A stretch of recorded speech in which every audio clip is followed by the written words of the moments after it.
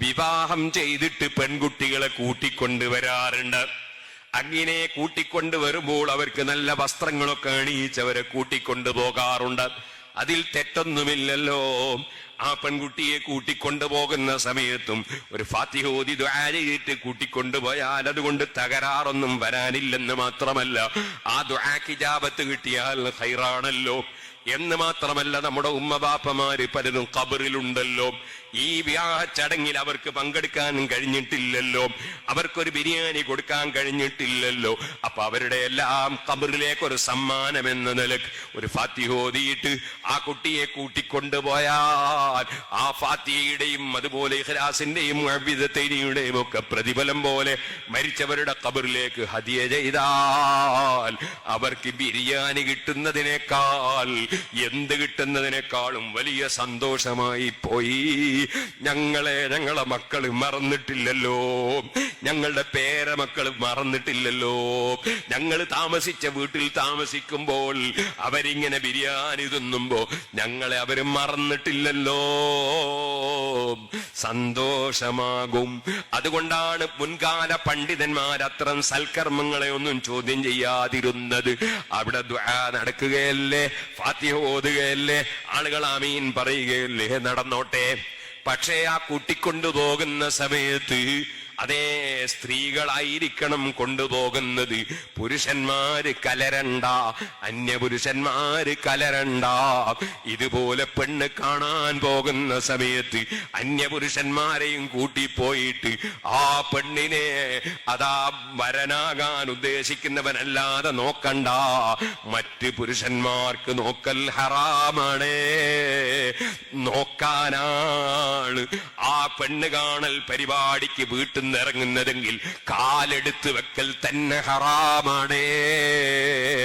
ആ ഹറാമ് ചെയ്യിപ്പിക്കാനാണ് ഭക്ഷണം പാകം ചെയ്തതെങ്കിൽ ആ ഉണ്ടാക്കിയ ഭക്ഷണം ഉണ്ടാക്കിയതും ഹറാമിനാണ്. അന്യപുരുഷന്മാർക്ക് അവിടെ നോക്കാൻ അവകാശമില്ല. ഞാൻ പറയട്ടെ, ദൂർത്തടിച്ച് അത് അഹങ്കാനതാമാരിം വബനീൻ, പണമുള്ളതിന്റെ പേരിൽ എന്തും ചെയ്യുന്ന ഒരു അതാ ചുറ്റുപാട് പല നാടുകളിലും വളർന്നു വരുന്നുണ്ട്. അതില്ലായ്മ ചെയ്യാതിരുന്നാൽ മുസ്ലിം ഉമ്മത്തിന് എന്തെല്ലാം മുസീബത്തുകളാണ് റബ്ബിറക്കുന്നതെന്ന് കണ്ടറിയേണ്ടി വരും കേട്ടോ. ഇനി ഞാൻ പറയട്ടെ, നിങ്ങൾ സദ്യ ഉണ്ടാക്കി കൊടുക്കുന്നതിന് ഞാൻ എതിരല്ല. പക്ഷേ ദൂർത്തടിക്കണ്ട. പാവപ്പെട്ടവർക്കും ഇവിടെ ജീവിക്കണമല്ലോ. ചില ആളുകൾ വലിയ ദൂർത്തടിക്കുമ്പോ പാവപ്പെട്ടവന്റെ മനസ്സ് വേദനിക്കുന്നുണ്ട്. അതിനെക്കുറിച്ചും ബോധം വേണം. തീരെ ഒരു 10 പവന് കൊടുക്കാൻ കഴിയാത്തതിനാൽ തൊട്ടടുത്ത വീട്ടിലുള്ള പെൺകുട്ടിയുടെ വിവാഹത്തിനൊരു പവൻ ചോദിച്ചാൽ നിന്റെ മനസ്സതിന് അനുവദിക്കൂല. ദൂർത്തടിക്കുന്നതിന് നിനക്കൊരു മടിയുമില്ല. ഇനി ഞാൻ പറയട്ടെ, പുതിയ ഒരു ഹറാമായ ബിദ്അത്ത്, പുതിയ ഹറാമായ ബിദ്അത്ത്, വമൻ ഇബ്തദഅ ബിദ്അതൻ സയ്യിഅതൻ ഫലഹു വിസ്റുഹാ വവിസ്റു മൻ അമില ബിഹാ മിൻ ഗൈരി അൻ യൻഖുസ മിൻ ഔസാരിഹിം ശൈഅ. നബി തങ്ങൾ പറഞ്ഞില്ലേ, പുത്തൻ ആചാരങ്ങൾ ഉണ്ടാക്കുന്നു ചിലര്. അത് തെറ്റായതാണെങ്കിൽ ഉണ്ടാക്കിയവര് ഖിയാമത്ത് നാൾ വരെ അവനെ ചെയ്ത പരിപാടി തുടർന്ന് ചെയ്യുന്ന സമയത്തെല്ലാം അവനാ തെറ്റിന്റെ കുറ്റം കിട്ടുന്നു. ഞാൻ പറയട്ടെ, വിവാഹം നടന്ന പെൺകുട്ടിയെ നല്ല ആഭരണമണിയിച്ച് നല്ല വസ്ത്രമണിയിച്ച് സ്റ്റേജിന്റെ മുകളിൽ കുത്തിരിപ്പിക്കുന്ന ഒരു പച്ച ഹറാം, അന്യപുരുഷന്മാർക്ക് പ്രദർശിപ്പിക്കുന്ന പച്ച ഹറാം മുസ്ലിമീങ്ങൾ മടിയില്ലാതെ ചെയ്യുന്നത് കാണുമ്പോ നാണക്കേട് തോന്നുന്നു. അവിടെന്നും വിട്ടുപോയി നാണ് ഇന്നൊരാള് വിളിച്ചു പറഞ്ഞത്. അതെങ്ങനെ? ആ പെൺകുട്ടിയെ കൊണ്ടുവന്നിരുത്തുമ്പോ അവിടെ കുറെ ആണുങ്ങളും വന്ന് അവളുടെ കൂടെ ഇരുന്നിട്ടതാ ചിലര് തേങ്ങ ഉടപ്പിക്കുകയാണ്, വേറെ ചിലര് അവളെ കൊണ്ട് പലതും ചെയ്യിപ്പിക്കുകയാണ്. പഴയ കാലത്ത് ചില കോളേജുകളിൽ റാഗിങ് നടത്താറുണ്ടായിരുന്നു. അതുപോലെ പുതിയ പെണ്ണിനെ റാഗിങ് നടത്തുകയാണ്. സുബ്ഹാനല്ലാഹ്, സ്വന്തം ബാപ്പ വളരെ അതവോടെ ഗുരുത്വത്തോടെ പഠിപ്പിച്ച പെൺകുട്ടി, ആ പെൺകുട്ടിയെ കൊണ്ടുവന്ന അന്ന് തന്നെ ഭർത്താവിന്റെ വീട്ടിൽ വെച്ച് ഇത്തരം തോന്നിവാസം ചെയ്യുന്നത് നിർത്താൻ, അത് നിർത്തിക്കാൻ അതാ നാട്ടിലെ മുതലാളിമാർ, നാട്ടിലുള്ള കാരണവന്മാർ, നാട്ടിലുള്ള കമ്മിറ്റിയുടെ ഉത്തരവാദപ്പെട്ടവർ, നാട്ടിലെ ഖാദിമാർ, നാട്ടിലെ ആലിമീങ്ങൾ, നാട്ടിലെ സംഘടനാ പ്രവർത്തകർ ഇത്തരം തെമ്മാടിത്തങ്ങളെ ഇല്ലാതെയാക്കാൻ നിയമപരമായ മാർഗത്തിലൂടെ പരിശ്രമിക്കാതെ എത്ര പ്രായമുള്ള കാരണവരും അത് നോക്കി ഇങ്ങനെ ചിരിക്കുകയാണ്. അതാ കുടുംബത്തിൽ ഒരു കാര്യം പറഞ്ഞാൽ നടക്കുന്നവൻ അത് നോക്കിയിട്ട് അതെല്ലാം കുട്ടികളെ പരിപാടിയാണ് എന്ന് പറഞ്ഞ് അവനും ഇറങ്ങിപ്പോവുകയാണ്. അള്ളാന്റെ ലയനത്തിറങ്ങും കേട്ടോ. ആ ലയനത്ത് സുബ്ഹാനല്ലാഹ്, ഇനി വല്ലതും ഇറങ്ങാൻ ഇവിടെ ബാക്കിയുണ്ടോ? ഈ സമുദായത്തിന് എന്തൊരു അന്തസ്സുണ്ടായിരുന്നു, എന്തൊരു അഭിമാനമുണ്ടായിരുന്നു, ഏത് നിലക്കായിരുന്നു പൂർവകാലം. എന്റെ കുട്ടിക്കാലമൊക്കെ എനിക്ക് ഓർമ്മയുണ്ട്. ഈ സമുദായത്തിന് എന്തൊരു ഇസ്സത്ത് ഉണ്ടായിരുന്നു. ഇന്ന് എന്തേ സുഹൃത്തുക്കളെ ഈ സമുദായം ചോദ്യചിഹ്നമായി പോയത്?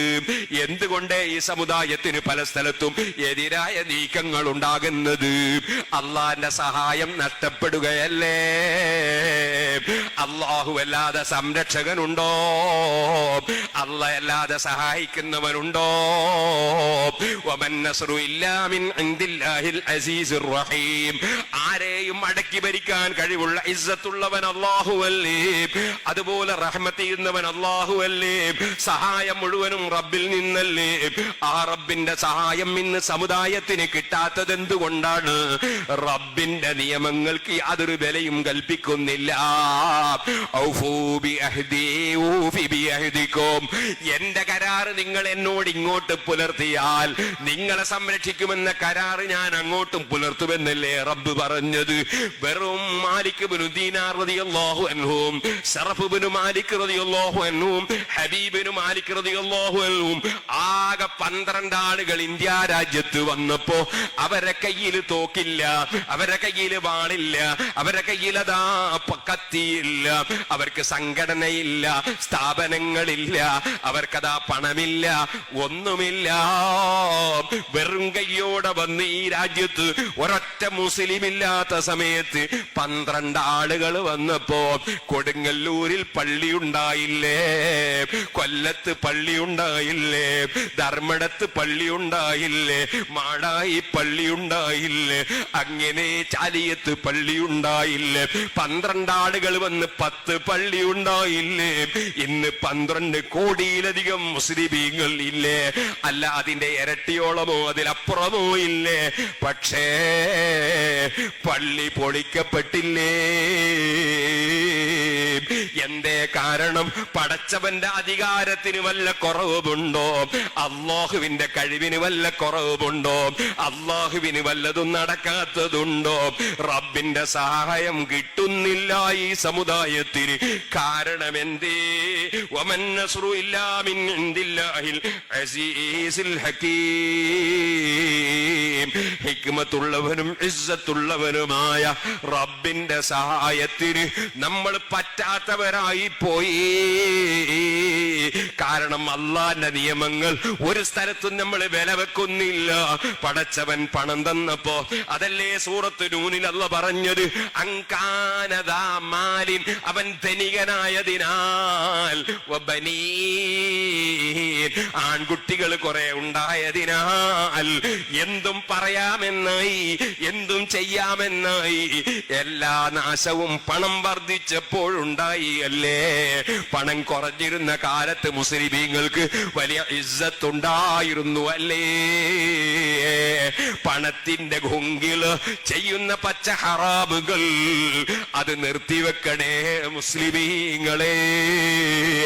അതിന് കൂട്ടുനിൽക്കരുതേ ഇസ്ലാം സിരയിലുള്ള ഒഴുകുന്ന യുവാക്കളെ. ഹബീബ് നബി തങ്ങളെ പ്രിയം വെച്ച് ആ റസൂലുള്ളാഹിന്റെ ശഫാഅത്ത് കിട്ടണം.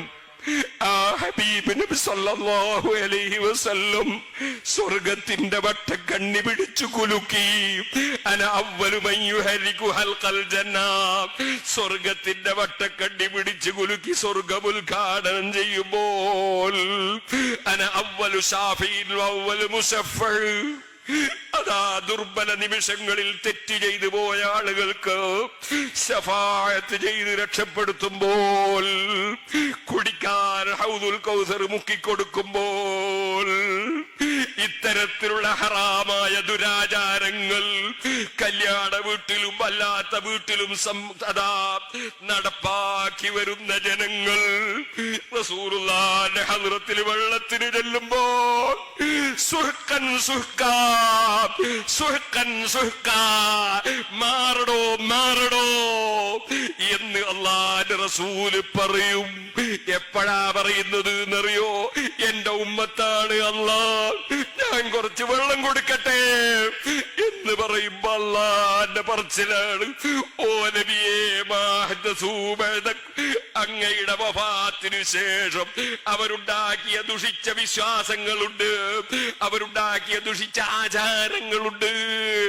അതേ ആചാരങ്ങൾ കൊണ്ടുവന്ന കക്ഷികളാണ്. വെള്ളം കൊടുക്കണ്ട, സുഹ്കൻ സുഹ്കാ, മാറടോ മാറടോ, എന്റെ അടുക്കുന്ന വെള്ളം കിട്ടൂല എന്ന് പറയുന്ന സമയം വരാനുണ്ട് യുവാക്കളെ. ഏത് ആചാരമുണ്ടാക്കുമ്പോഴും അല്ലാഹു പൊരുത്തപ്പെടുവോ ഇല്ലേ? നിനക്ക് പണമുണ്ടായാൽ, നിനക്ക് ശരീരത്തിന് ശക്തി ഉണ്ടായാൽ, നിനക്ക് സ്വാധീനമുണ്ടായാൽ, സമ്പത്തുണ്ടായതിന്റെ പേരിൽ പറ്റൂല.